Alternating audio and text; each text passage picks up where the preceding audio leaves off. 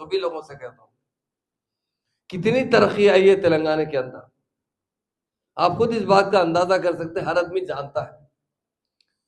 ये जो 9 साल 4 महीने की हुकूमत रही है, बहुत अच्छी हुकूमत रही है, बहुत अच्छी तरीके से डेवलपमेंट आया है, जिसमें सभी लोगों को तरक्की करने का मौका मिला है।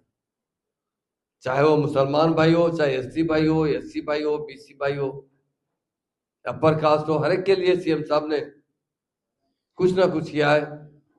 इलेक्शन के टाइम पे तो बहुत से लोग आते हैं, अपनी अपनी बात करते हैं, अपने अपनी पॉलिसी बताते हैं, और दूसरी पार्टी के जो खामी है वो बताते हैं। मैं जितना हमारी स्टेट के खास तौर से मैं बताता हूँ, अंबेडकर स्टैचू सीएम साहब ने 125 उनका बर्थडे रोज का ऐलान किया।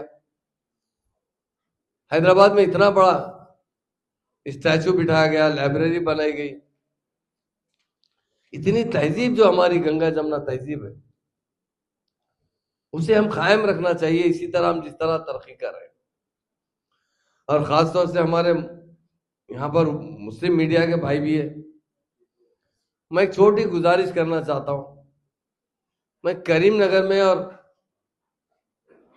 और एक बार एक जलसे में कहा था कि हिंदुस्तान जब आजाद होने के करीब था, तो किसी शख्स ने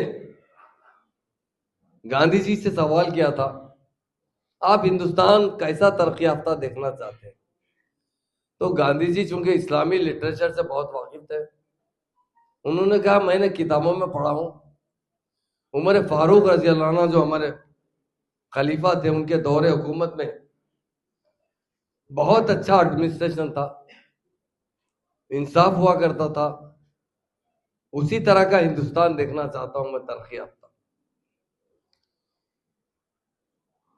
मैंने इसके साथ कहा कि हमेशा भी कहते रहता हूं कि एक तो महात्मा गांधी है, जो महात्मा गांधी है, जिसे हम याद करते हैं, जो हिंदुस्तान को आजादी दिलाए।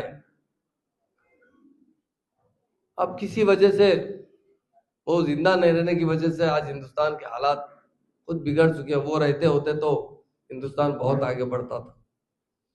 उसके बाद तेलंगाना के जो केसीआर साहब है, उन्हें भी हम महात्मा कहते हैं, वो भी तेलंगाना को तरक्की दिला रहे हैं। अभी एक मीडिया वालों ने वो बीच का वर्ड को थोड़ा सा हटा के उमर फारूक रजी अल्लाह अन्हु से जोड़ा। मैं कहता हूं, हम किस तरह जरूरत कर सकते हैं उमर फारूक रजी अल्लाह अन्हु के किसी से मिसाल देने की? तो मीडिया जो कि वो हमारे साथ जरा नाराज है, वो कुछ कर दिए उन्होंने गोलमाल, वो लोग देख रहे हैं, हमारे उलमा भी देख। मुझे बड़ा दुख भी हुआ है, मुझे आंख में आंसू आ चुके कि मैंने क्या बोला, लोग ने क्या सोचा। फिर भी मीडिया के तमाम भाई है, मैं तमाम लोगों से, अगर वो कहीं भी अगर ऐसी मुझसे भूल चूक होती है या किसी वजह से किसी को तकलीफ है, तो मैं दिल की गहराई से उनसे माफी चाहता हूं। आप मुझे माफ कर दीजिए अगर आप समझते हैं, पर मेरे दिल में खुलफाए राशिदीन हो, उनका तो बड़ा एहतराम है, और वैसे हमारे औलिया अल्लाह हो। मैं भी बुजुर्गों का बड़ा शहदाई हूं।